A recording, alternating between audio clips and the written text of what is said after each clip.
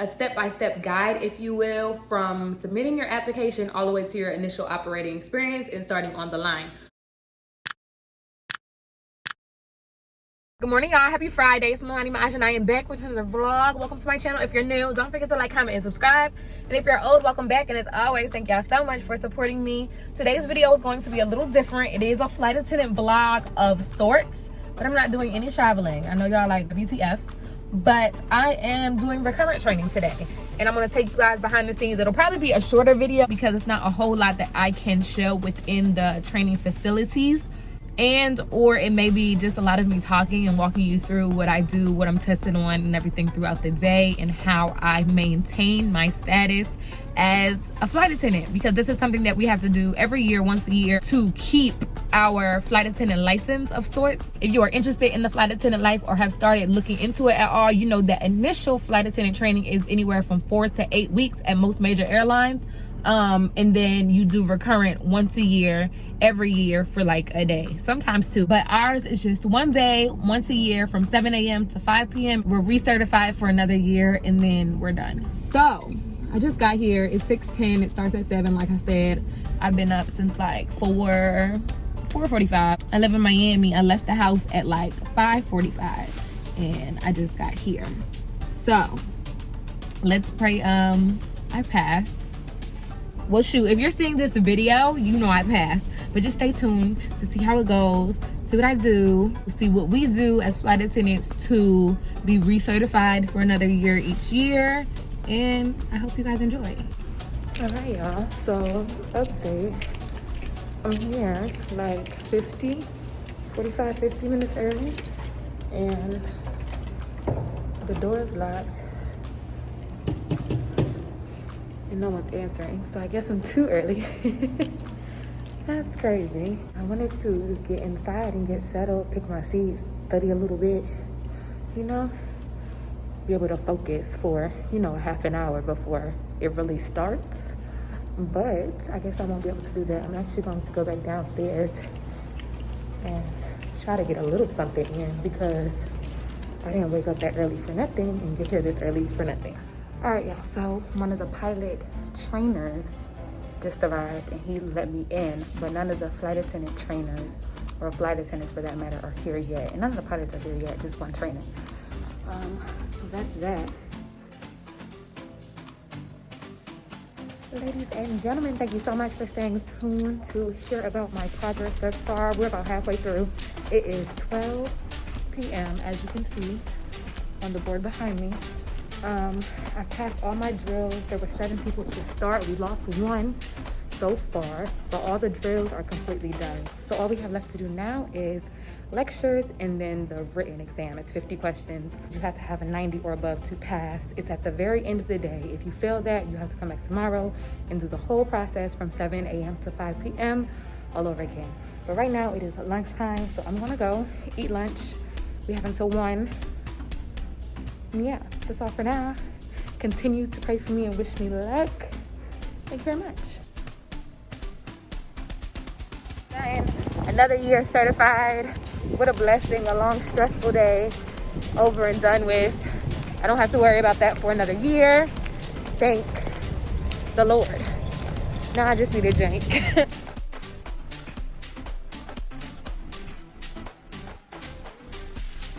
This is about to be a long ass journey home. An hour. As I showed you guys earlier, I went to Sister Sarah's. I got lobster, Dungeness crab, shrimp, and then I can't remember what the side is called. It's like a pot side or something like that, boil side. And it comes with sausage, corn, eggs, which I don't eat, and potatoes. First of all, ignore whatever I have going on in my head, but I'm about to eat, so I need my hair out of my face. Hey guys, we're back. I thought this video was going to be a vlog for one, and I thought it was going to end a few hours ago, but I'm going to take the opportunity of showing you the behind the scenes of recurrent training to give you guys some insight and tell you a bit about what it takes to become a flight attendant and how to ace and pass your flight attendant training and interviews and all of that. So this will be a bit of a crash course if you want specific details and more insight on what it takes to ace a certain portion of the interview or training process. We can talk about that in another video. Just leave a comment below. But for now, I'm just going to go through the entire process of what it takes, and it's a lot, of what it takes to become a flight attendant, a step-by-step guide, if you will, from submitting your application all the way to your initial operating experience and starting on the line. So I'm gonna jump right into it, and I'm going to eat. Hope y'all don't mind. The first step to becoming a flight attendant, as with any job, is submitting your application. Go to your airline website, scroll all the way down to careers, click on flight attendant or in-flight or cabin crew, and submit your application. 3 things about the application process that I want to mention really quickly. 1, you do not need a college degree. If you have a college degree, by all means put it on your resume, but it is not necessary to become a flight attendant. 2, highlight all of your relevant experience, i.e. customer service and safety related. If you have experience with CPR training, included. If you have experience with first aid training, included. If you have experience, say, being a lifeguard or something, included. And 3rd, include a cover letter. Most applicants do not, so this will set you apart. No more than 1 page. Just highlight what experience you have, what attributes, what trainings that are relevant to the job that would make you a good fit for the position. Even if you don't have any experience in the safety aspect, just highlight other features or other attributes that you have, i.e. your communication skills, your ability to work well as a team, the attention that you consistently pay to detail. If those things apply to you, put it in your cover letter, so that after reading your cover letter and then going to look at your resume and seeing this girl has been nothing but a waitress, that's cool, but I have skills that would make me a good flight attendant. I hope y'all dig what I'm saying. On to the next point. The next step in the application process is the assessment.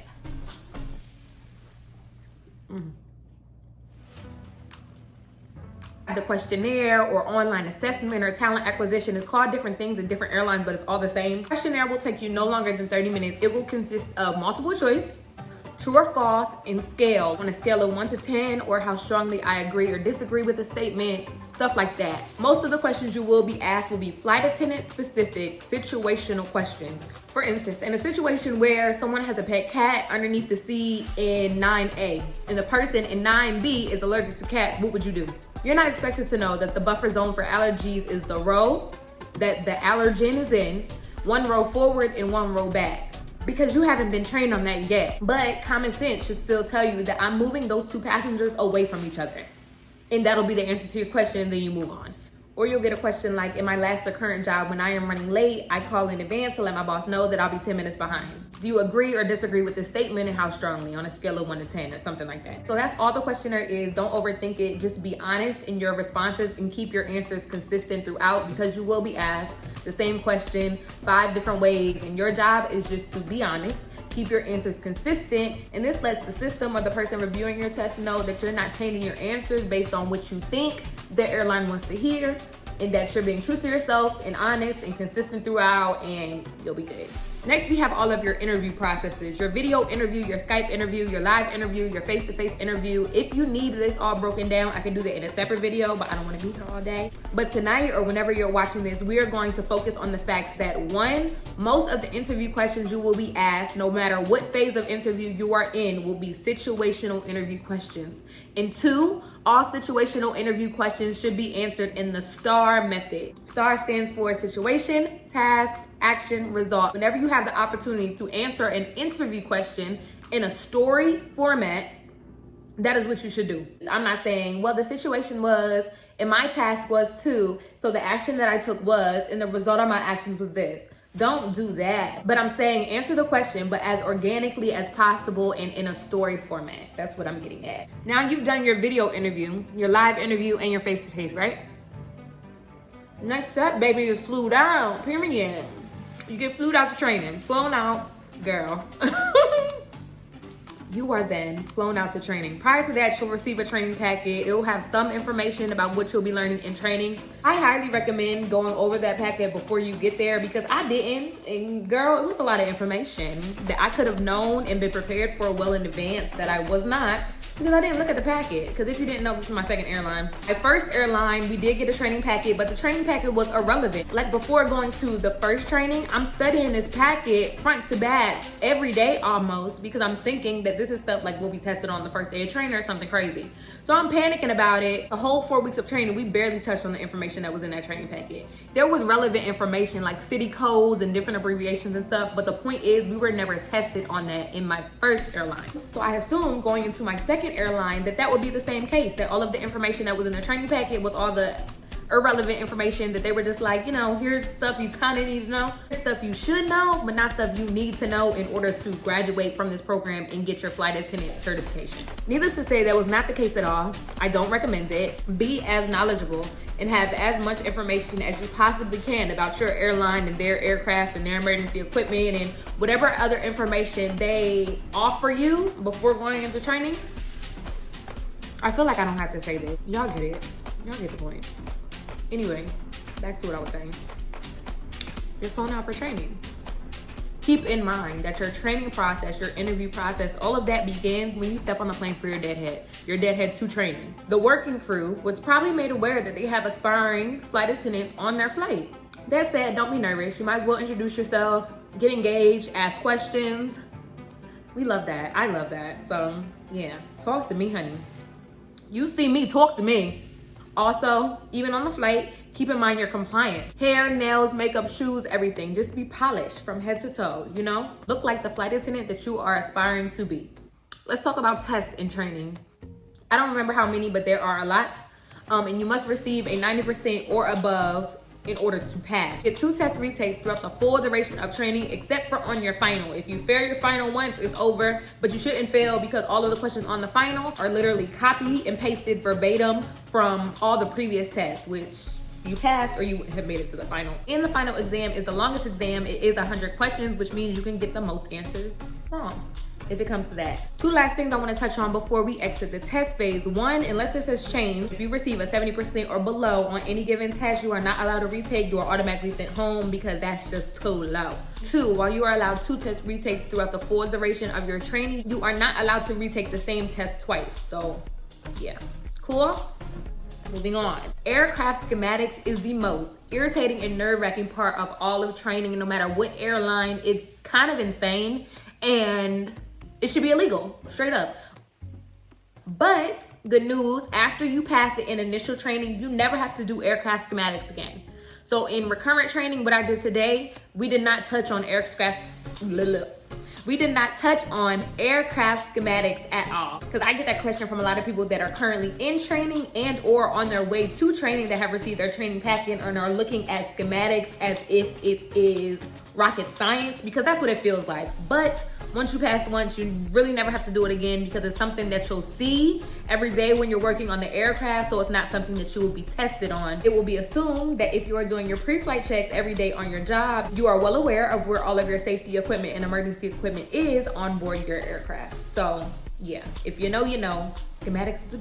Speaking of schematics, at some point during your training process, you will do what is called an observation flight. You have a confirmed passenger seat and you are just basically exactly what it sounds like. You are observing the flight attendants on the flight. There are typically no instructors on this flight, but you will likely be with other people from your class, and the flight attendants will likely be informed that you are on your observation flight or your OF. This is your chance to put your schematics into action. Whether you've done your schematics testing or not, you have at least seen in your training packet or otherwise what schematics looks like on paper. On paper in 2D, the shit don't make sense. I'm sorry, but when you take what is on the paper and you see it in real life, it makes so much more sense, and that's something that you can visualize either in the test if you haven't taken them already, or your OE, which is the next thing we'll get into. Your OE or your IOE is your initial operating experience. This is the last hurrah. Okay, at this point, you pass all of your drills, you pass all of your tests, you have graduated from ground school, you have your wings. The thing that you don't have is your FAA, Federal Aviation Administration certification card. You are not eligible to receive this card until you pass your initial operating experience. Your OE or your check ride day is the day that you act as a flight attendant for the very first time. The only thing you cannot do is occupy the flight attendant jump seat, and that's just because you are not yet licensed, for lack of a better term, to do so. Other than that, you perform every single duty of a flight attendant for the position that you are assigned. You will have an instructor. That instructor will grade you throughout the day. It is a pass or fail thing. I believe you could get 1 retake or 2. I think it's 1. I can't remember, but you shouldn't need it. They want you to succeed. They want you to pass. They know you spent the last 4 weeks in ground training. Being judged and watched so closely is very nerve-wracking. Just don't let your nerves get the best of you. You won't be perfect. You're not expected to be. There's so much, even after ground school, that you will continue to learn when on the line. But the point is to show your OE instructor that you get the point. You know where all of your safety equipment is and how to pre-flight it. You know how to prepare your cabins and galleys for takeoff and for landing. You know how to arm and disarm your door. You know how to brief your exit row. You know where your exit rows are. You know where your demo positions are. You know all of that. So don't stress. It's cool. You'll be fine. Don't be nervous. You'll do great. And that's the end of this video, actually, ladies and gentlemen. If you found any of the information in this video helpful, please leave a thumbs up, comment below, especially if you have any questions, feel free to ask. If you need any additional insight on anything that I mentioned, let me know. If you have any future video ideas or requests, please leave them in the comments. Subscribe if you have not already, and stay tuned for future videos. I'll see y'all in the next one.